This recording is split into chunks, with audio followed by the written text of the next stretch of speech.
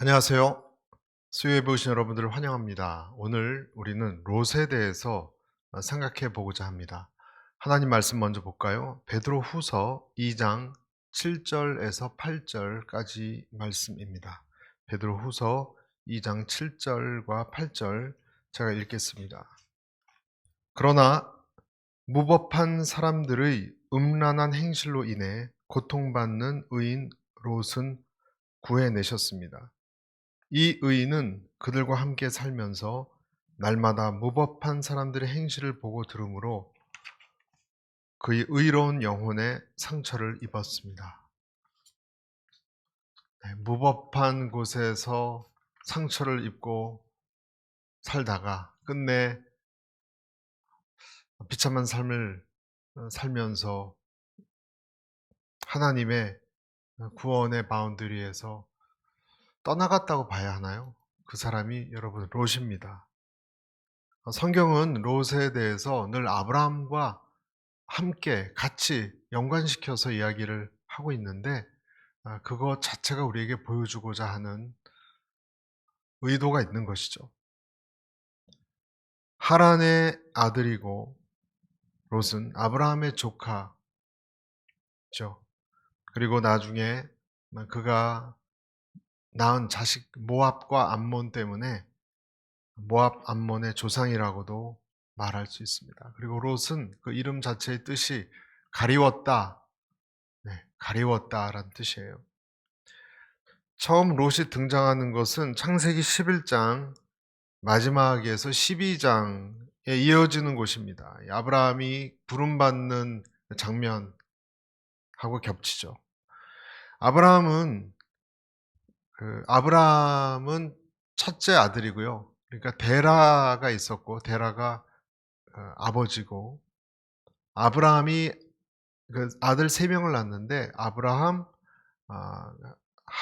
아브라함, 그 다음에 나홀, 그 다음에 하란 이렇게 3형제예요. 아브라함이 첫째, 나홀이 둘째, 하란이 셋째. 근데 셋째인 하란이 제일 먼저 아들을 낳아서 그 이름이 롯이에요. 그러니까 첫째, 둘째, 셋째의 아들이 롯인데 아브라함에게는 조카죠.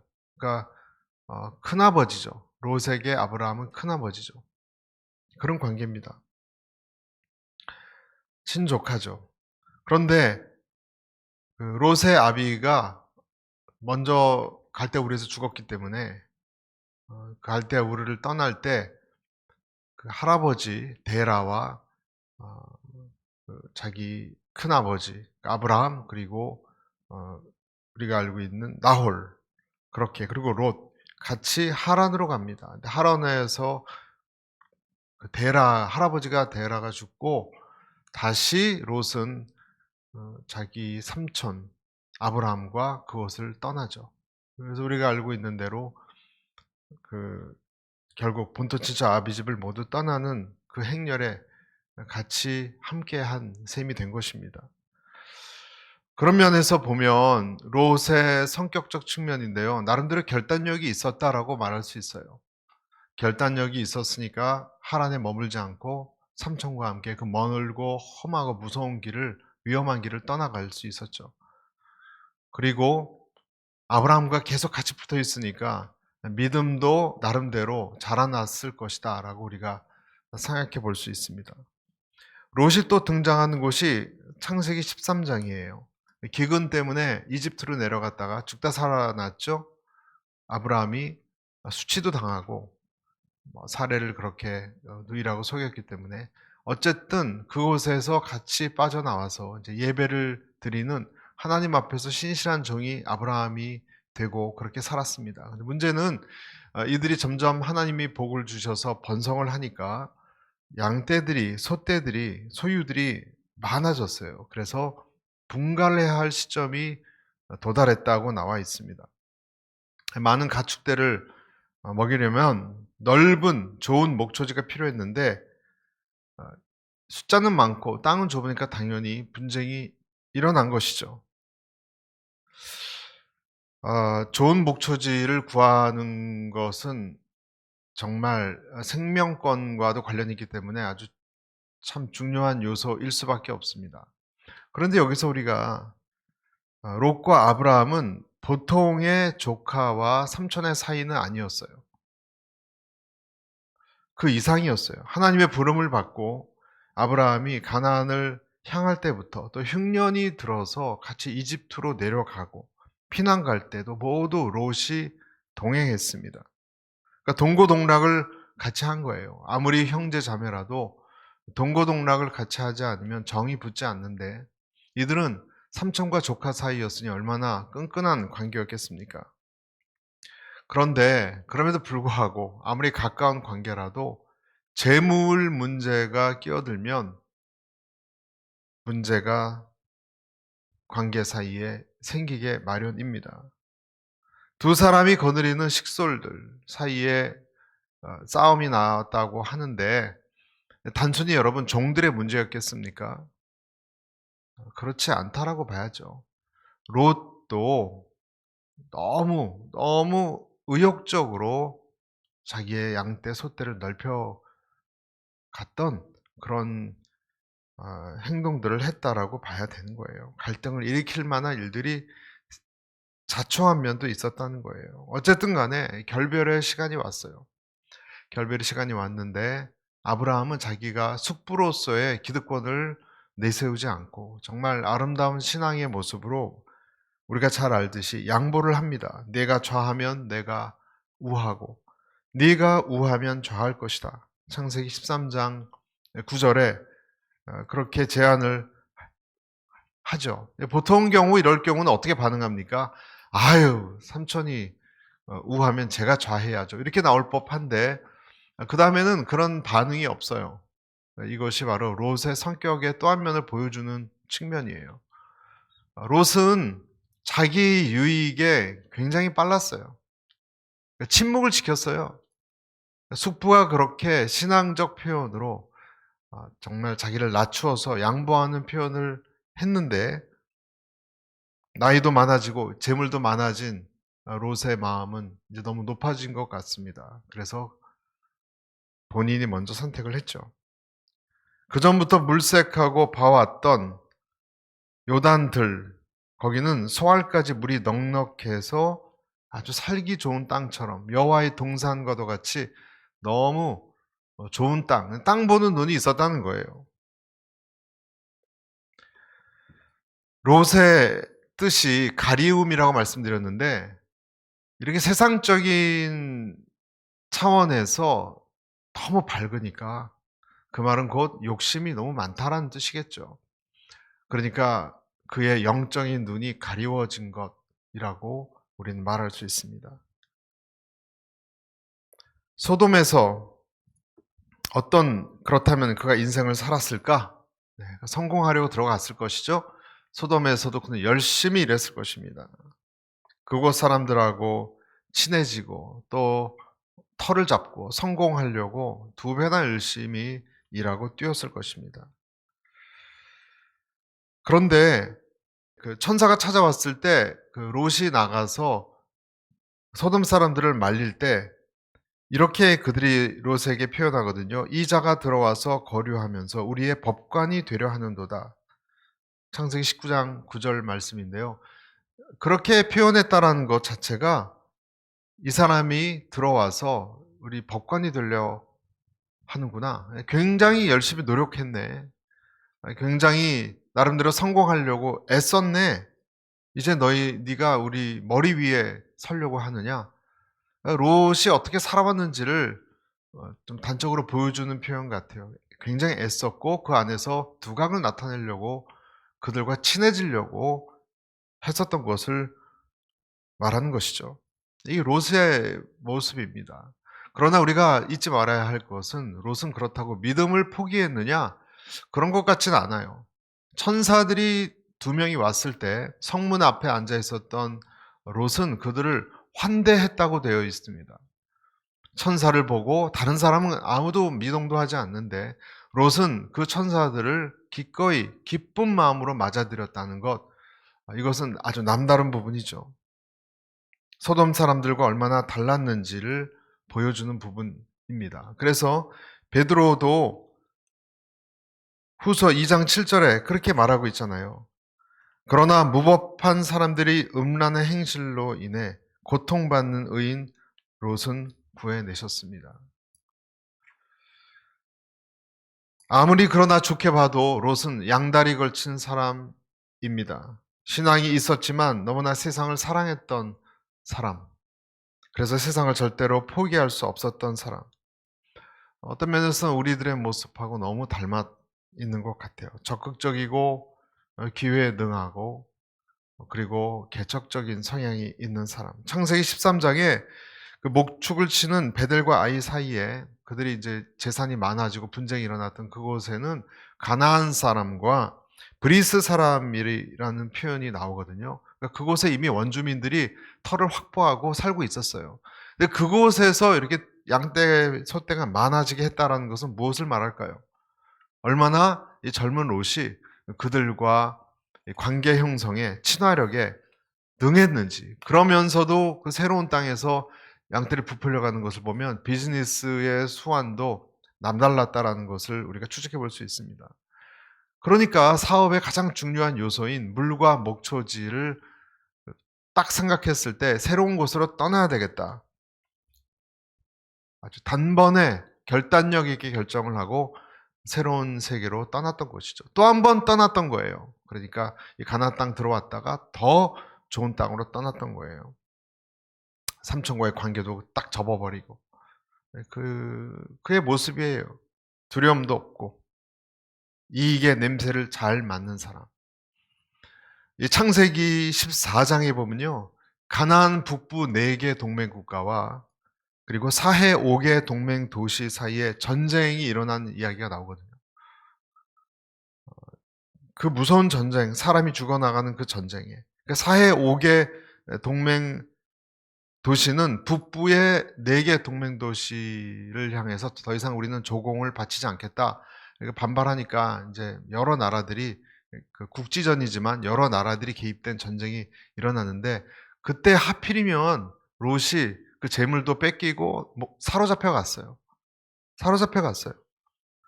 여러분 이것을 그냥 우리가 단순히 볼 수 있는 것만이 아닌 것이 왜 롯이 그런 상황에 휘말려 갔냐는 거예요. 그만큼 그곳은 뭐 지금이나 옛날이나 여러분 전쟁이 있고 죽임이 있고 그런 곳은 다 욕망이 있는 곳이에요. 먹을 것이 많은 거예요. 이익이 많이 있는 거예요. 달러가 많이 있는 거예요. 하이 리스크가 있는 곳, 위험이 있는 곳, 그곳에 이익도 많으니까 롯은 그곳에 기꺼이 자기 몸을 던진 것입니다. 그런데 어떻게 됐죠? 롯이 사로잡혀가면 죽는데 죽지 않고 아브라함에 의해서 다시 되찾아오죠. 여러분 그것을 우리 하나님의 은혜라고밖에 표현할 수가 없어요. 하지만 또 한 면으로서는 이것은 하나님의 징계입니다. 하나님이 뭔가를 말씀하시고 있었던 거예요. 롯에게.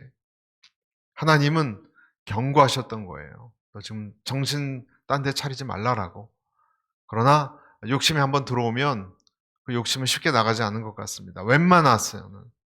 그래서 롯은 질투, 욕심 이것으로 점철되어 있는 세상에 또다시 몰두하는 삶을 살죠. 그리고 그 소돔성에서 롯은 빠져나가지 않고 계속 살다가 아내를 만납니다. 그 유명한 롯의 아내예요. 그리고 2딸을 낳습니다. 현지철을 만난 거죠. 소돔 여인. 철저히 세속적인 여인이었습니다. 소돔이 멸망할 때 소돔에 남겨진 자기 재산과 그 고향을 바라보다가 소금 기둥이 되었을 정도니까요. 주님은 그런 롯의 아내를 어떻게 경고하고 있습니까? 누가복음 17장 32절에 아주 단순히 이렇게 얘기합니다. 롯의 철을 기억하라. 롯의 철을 기억하라. 1996년 노벨 문학상 수상자인 폴란드 시인 바스와바 쉼보르스카라는 여시인이 있는데요. 여류 시인이. 그분이 롯의 부인이란 시를 썼는데 그 시에서 이렇게 노래하고 있어요.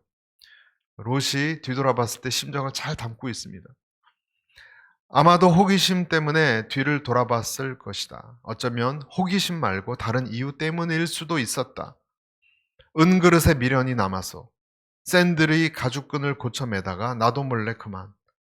과격하지 않은 가벼운 반항심이 솟구쳐 올라. 정막 속에서 문득 신이 마음을 바꿀지도 모른다는 희망이 샘솟았기에 우리 두 딸이 언덕 꼭대기에서 사라져 버렸으므로 문득 스스로가 늙었다는 생각이 들어서 거리를 확인하고 싶어서 대지 위에 꾸러미를 내려놓다가 뒤를 돌아보았다. 어디로 향하는지 모른다는 두려움으로 뒤를 돌아보았다.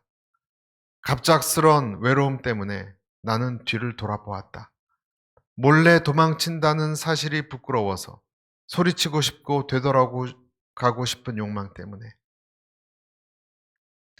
네, 미련을 잘 표현하고 있는 내용 같죠. 다 우리들에게도 있는 미련의 마음인 것 같습니다. 장례식도 치르지도 못한 여인, 불행한 여인, 나름대로 꿈이 많았던 여자. 전도 유망한 롯을 처음 만났을 때 굉장히 이 롯의 처도 들떠 있었을 것입니다. 비슷한 사람을 만났으니까. 롯을 만났을 때 그의 삼촌 아브라함은 우르에서 우상 장사로 이름이 알려진 괜찮은 집안이라는 이야기도 들었을 것입니다. 꿈이 있는 청년, 그리고 꿈이 있는 여인. 그녀의 삶도 굉장히 포부가 있었겠죠. 하지만 그날이 다가왔어요. 남편이 다짜고짜 이것을 떠나고자 재촉했던 날. 그때 모든 것이 깨지고 말았습니다. 어떤 날입니까? 그날이 남편이 낯선 두 사람을 데리고 왔는데 그 두 사람을 내놓으라고 동네에서 난리가 났습니다. 더 심하게는 우리 가족들의 목숨까지도 해치려고 한 험악한 상황이 연출이 되었습니다. 근데 남편이 자기와 상의하지도 않고 이런 충격적인 말을 했어요.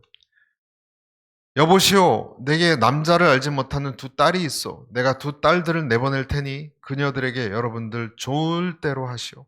그러나 이 사람들은 내 집에 들어온 사람들이니 이 사람들에게는 어떤 일도 하지 마시오. 도대체 어떤 이런 말을 할 수가 있을까요? 좋을 대로 하라뇨, 그 딸들에게. 너무나 무서워서 결혼 앞둔 딸들을 내주겠다는 이 말. 벌벌벌 떨면서 이 두 딸이 이 엄마한테 찾아와서 꼭 껴안고 그런 기도를 하지 않았겠습니까? 하나님 살려주세요. 하갈의 기도를 들어주셨던 하나님, 저들이 우리를 죽이려고 합니다. 해치려고 합니다. 우리를 제발 살려주세요. 그러면서 동시에 남편에 대해서는 완전히 정이 떨어졌을 거예요. 같이 따라가고 싶지도 않았을 거예요. 그 이후로. 일이 아주 급하게 돌아가고 시끄럽게 떠들던 사람들이 갑자기 왠지 조용해졌고요. 그 낯선 두 사람이 우리를 심각한 얼굴로 이 소돔성을 떠나라고 했습니다. 창세기 19장 17절 너는 목숨을 건지기 위해 도망가거라. 뒤를 돌아보지 말라. 평원에 멈춰 서지 말고 산으로 도망가거라. 그렇지 않으면 너희도 다 멸망하게 될 것이다. 저는 오늘 롯의 이 이야기를 통해서 세 가지를 생각해 봐야 한다고 믿습니다. 첫째, 롯과 같은 유형의 사람은 오늘날 대부분의 그리스도인의 유형이에요. 어쩌면 더 나아가서 이 세상에서 제일 좋게 평가받는 모습일 수도 있어요. 그런 스타일이에요. 사업도 잘하고 믿음도 좋고 그리고 판단력과 관계에도 좋은 자기 이익에 굉장히 밝은 사람. 결코 성공의 기회를 놓치지 않는 사람. 여러분, 저번에 노아에 대해서 말씀드릴 때 가장 유력하고 유명했던 사람이 누구였습니까? 네피림이라고 했습니다. 네피림은 하나님의 아들들과 세상의 딸들이 결혼한 그 혼혈이에요. 무슨 뜻입니까? 믿음이 하나님을 사랑한 믿음이 있는 사람이 세상과 타협했을 때 그들은 이 세상에서 두각을 나타낼 수 있어요. 성공할 수 있습니다. 하지만 두 주인을 계속 섬긴다는 것은 매우 어리석은 일이고 고통스러운 일이 될 수 있습니다. 왜냐하면 둘로부터 다 버림받을 수 있기 때문에. 여러분, 그리스도인은 이 세상에서 기회를 잘 잡고 성공할 수 있고 능력이 있는 사람일 수 있습니다. 그것이 나쁘다는 것은 아닙니다. 그러나 여러분 반드시 기억해야 할 것이 있습니다. 그것은 그리스도인은 이 세상과 절대로 섞일 수 없습니다. 섞어질 수 없습니다. 고린도 후서 6장 15절에 그리스도와 벨리알이 어찌 조화되며 믿는 자와 믿지 않는 자가 어찌 상관하며 라고 나옵니다. 롯은 이 세상과 섞일 수 없었어요, 여러분. 본인이 아무리 그렇게 믿었다 할지라도 절대로 이 세상 사람은 그를 그렇게 인정해 주지 않았습니다. 봐주지 않았습니다. 불량스러운 사람이 이 두 천사를 해치려고 했을 때, 방문한 두 천사를, 이 불량배들을 향해서 롯이 순진하게, 롯은 그렇게 믿었어요. 자기 친구들일 거라고, 형제들일 거라고. 그래서 설득하려고 했습니다. 청하노니 내 형제들아, 이런 악을 행하지 말라. 이런 악을 행하지 말라. 형제들아라는 표현을 썼습니다. 창세기 19장 7절. 형제라고 불렀지만 그 불량스러운 마을 주민들은 그를 향해서 뭐라고 했습니까? 이놈이 들어와서 법관이 되려 한다. 이놈이라는 아주 모욕적인 표현을 사용했어요. 이것이 소돔에 있던 사람들이 롯을 어떻게 평가하고 있었는지를 단적으로 보여주는 것이죠.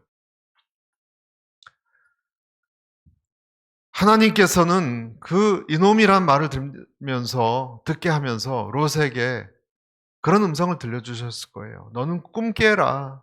넌 이곳에서 섞일 수 없어. 섞일 수 없어. 너는 나그네야. 넌 내게 속한 자지 이곳에 속한 자가 아니야. 여러분, 그리스도인은 이 세상에서 이들과 한 부류가 되고 하나가 되고 그들 중에 최고로 인정받기를 꿈꿉니다. 그러나 하나님께서는 그런 우리에게 실패를, 좌절을, 쓴맛을 맛보게 하실 때가 있습니다. 그러나 그것은 우리에게 고통을 주려고 하는 것, 실패를 일부러 주려는 것이 아니라 하나님의 콜링이에요. 너는 이곳에 속하지 않는다라고 말하고자 하시는 거예요. 이것이 하나님의 부르심이에요. 하나님의 부르심은 이 세상에서 하나님의 경고를 온전히 파악하지 못하고 살아가는 사람에게 오는 당연한 하나님의 초청이에요. 그런데 그것이 때로는 나의 아픔과 어려움을 통해서 나타날 때가 있어요. 그러나 그것이 아니라 할지라도 이 세상에서 이 세상과 하나가 되려는 사람에게 하나님은 안식을 주지 않습니다. 저 여러분에게 질문하고 싶습니다. 이 세상과 섞이려고 하는 여러분에게 참된 안식이 섞였다 할지라도 있습니까? 혹시 여러분 안에 불편함은 없습니까? 어떤 소외감은 없습니까? 세상을 쫓는 그리스도인에게 다가오는 이런 어떤 마음은 마땅한 소외감이요 고통일 수밖에 없습니다. 그래서 소금길을 이런 소금이 짓밟히게 하는 거예요, 하나님께서. 버림받음을 통해서 우리가 가야 할 곳을 깨닫게 하는 하나님의 조치입니다. 첫 번째예요. 우리는 섞일 수 없어요. 둘째, 하나님의 손길은 순간순간 문득문득 우리에게 간섭하셨어요. 하나님 버리지 않았어요, 우리를. 먼저 가족이 모두 갈대아 우르에서 탈갈대아 우르. 왜 이런 일이 나에게 일어났을까? 왜 내게 아브라함과도 같은 특별한 믿음의 삼촌을 두셨을까? 왜 그 특별한 믿음의 삼촌이 자기 아내를 팔고 살아남으려고 한 비겁한 행동이 있었음에도 불구하고 애굽의 왕은 다시 그를 살려주는 것을 내가 옆에서 보게 했을까? 왜 하나님은 나를 양떼를 이렇게 부풀려줘서 큰 재산을 주었을까? 왜 나는 북부 4개 동맹, 사해 5개 동맹 사이에 전쟁에 휘말렸는데 죽지 않고 살아남았을까? 왜 하나님은 내게 두 천사를 보내서 내가 그를 눈에 띄게 하고 내 집에 맞이했을까? 여러분, 이것이 다 무슨 사인입니까? 롯을 부르고자 하는 사인이에요. 쉬지 않고 일했어요. 그러나 그렇게 쉬지 않고 일했음에도 불구하고 롯은 하나님의 그런 부르심에 기꺼이 응하지 않았습니다. 하나님께서 멀리 산으로 가라 그랬을 때도 롯은 소알성까지만 가자 그랬어요.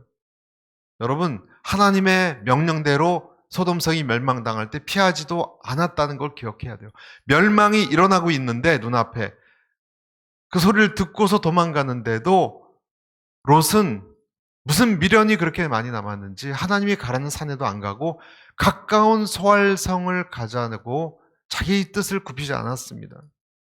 버티기의 명수예요, 롯은. 그것을 보면. 여러분, 주님은 내게 간섭하시지만 나도 그것을 깨닫지만 억지로 무시하진 않습니까? 손길은 그럼에도 불구하고 계속 다가옵니다. 세 번째 우리가 생각해야 되는 부분은 그러한 롯의 인생은 그 결국이 아름답지 못했습니다. 끝이 아름답지 못했어요. 야곱처럼 목숨을 건 씨름도 하지 않았기 때문인지도 몰라요. 새 이름을 받은 야곱과도 달랐어요. 롯은 그러한 기도로 주님께 나아가지도 않았어요. 하나님의 은혜가 여러 번 도달하고 그에게 반응을 요구하고 그의 인생을 간섭했지만 롯은 믿음으로 반응하지 않았습니다. 기회가 올 때마다 반응을 하지 않는다면 우리는 하나님의 손을 뿌리치는 것과 다를 바가 없는 것입니다. 하나님의 손이 왔을 때 뿌리치는 거예요. 하나님께 예배드리지도 않았어요. 살림을 받고 소알성에 갔다가 다 무너지고 난 연기가 올라가는 그 소돔성을 나중에 바라보면서도 그는 하나님을 경외하고 예배드리지 않았습니다. 그리고 어디로 갔습니까? 나중에 그 창세기 19장 30절에 보면 이렇게 되어 있어요. 롯과 그의 두 딸은 소알에서 사는 것이 무서워 소알을 떠나 산에서 살았습니다. 그와 두 딸은 동굴에서 살았습니다. 아니, 심판도 끝났고 하나님이 그들을 살려주었는데 그리고 그가 그렇게 원했던 소알성에도 있었는데 무엇이 또 두렵습니까? 여러분, 소알성에서 굴로 또 도피했어요. 하나님과의 관계가 회복되지 않았다는 증거죠. 심판이 끝났고 아브라함의 기도로 롯이 살았어요. 그러면 마땅히 감사와 경배로 나가야 함에도 불구하고 그 관계가 회복되지 않았습니다. 그의 상처가 아물지 않았던 거예요. 그 말은 무슨 뜻입니까? 미련이 계속 남아서 미련과 회한과 하나님에 대한 원망이 그의 마음을 지배해서 굴 속에서 그냥 술만 마시고 살았다는 거예요. 여러분, 내 삶에 하나님이 심판하셔서 구출해낸 것을 감사해야 되는데 내 재산과 고향이 불에 탔다고 아내를 잃었다고 굴에서 나오지 않는 인생이 있습니다. 상처를 끝까지 짊어지고 치유받기를 거부하는 인생이 롯의 인생입니다. 우리가 읽었던 것처럼 그래서 베드로 후서는 그러나 무법한 사람들이 음란한 행실로 인해 고통받는 의인 롯은 구해내셨습니다. 이 의인은 그들과 함께 살면서 날마다 무법한 사람들의 행실을 보고 들으므로 그의 의로운 영혼에 상처를 입었습니다. 상처가 나았다라는 얘기가 없어요. 자기를 더 변화시키고 하나님께 가까이 하여서 하나님의 사람으로 바뀌어졌어야 해요.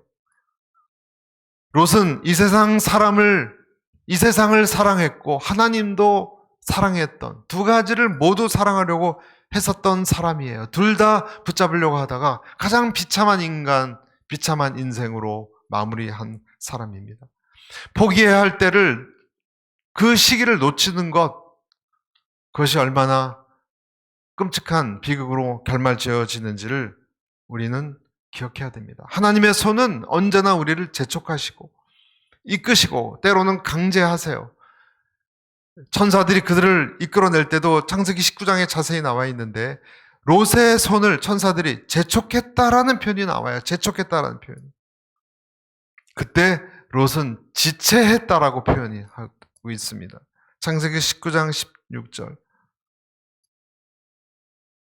그래서 두 천사가 참다 못해서 롯의 손과 아내의 손과 두 딸의 손을 잡아서 인도해서 성 밖으로 강제로 빼냈다라고 그랬습니다. 하나님은 재촉하시고 롯은 지체하니까 결국 강제했다는 거예요. 그러나 롯이 지체함에 그 사람들이 롯의 손과 아내의 손과 두 딸의 손을 잡아 인도하여 성 밖에 두니 여호와께서 그에게 자비를 더하심이더라. 하나님이 급할 때 강제하시고 재촉하시고 이끄시고 내모신다는 것을 여러분 기억하시고 기뻐하시기를 바랍니다. 그래서 살아난 것입니다.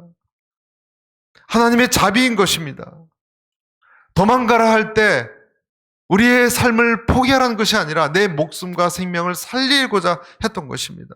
그런데도 롯은 내 주여 그리하지 마소서라고 잘 믿지도 않고 소활성으로만 갖게 해달라고 애원을 했어요. 여러분, 애원하는 것은 기도하는 것이 아니에요. 하나님의 뜻이 명백할 때는 그 뜻을 반하여 애원하는 것은 아니에요. 그것은 기도도 아니고 그것은 저항입니다. 여러분, 롯이 하나님의 처음부터 하나님이 어떤 삶을 살라고 하는 뜻을 몰랐을까요? 매일같이 그는 아브라함을 통해서 그 표준을 보여주셨어요. 모범을. 하나님의 뜻이 무엇인지 롯이 정말로 모르고 이렇게 어리석은 인생으로 결말지어졌을까요? 아니요. 계속 보여줬어요. 롯은 알고 있었어요. 하나님이 내게 무엇을 원하는지 알고 있었어요. 그러나 그것을 좋게 여기지 않았어요. 깨닫지 못했어요. 그는 어리석은 사람이 아니었어요. 그러나 그는 미련한 사람이었어요. 아내도 잃고 집도 잃고 두 딸을 통해서 모압과 암몬을 낳았죠. 여러분, 그것도 잘못된 소돔성의 문화를 그대로 딸이 가져왔어요. 두 딸도 음란한 딸이 되었던 거예요. 딸도 잃고 건강도 잃고 모든 꿈도 잃고 굴에 칩거하면서 살다가 죽었던 롯의 인생, 그는 제일 인생 끝에 어렴풋이 깨달았을 것입니다. 얼마나 잘못된 판단으로 내가 살아왔을지 깨달았을 것입니다. 그랬다면 여러분 다행이죠. 여러분 깨닫고 나아가는 여러분과 제가 모두 될 수 있기를 간절히 축복합니다. 하나님 아버지, 롯의 인생을 통하여 우리에게 주시는 세상과 하나님을 둘 다 사랑하려다 모두 놓쳐버리는 어리석은 인생을 통하여 주시고자 하는 메시지를 듣게 하옵소서. 지금은 우리 주 예수 그리스도의 은혜와 전능하신 아버지 하나님의 크신 사랑하심과 성령님의 교통하심의 역사가 슬픔으로 안타까움으로 굴 속에서 끝난 롯을 바라보며 하나님을 바라보고 승리했던 아브라함과 같은 삶을 살기로 결단하는 이곳에 모인 당신의 종들 위에 지금부터 영원까지 함께 하시기를 축원하옵나이다. 아멘.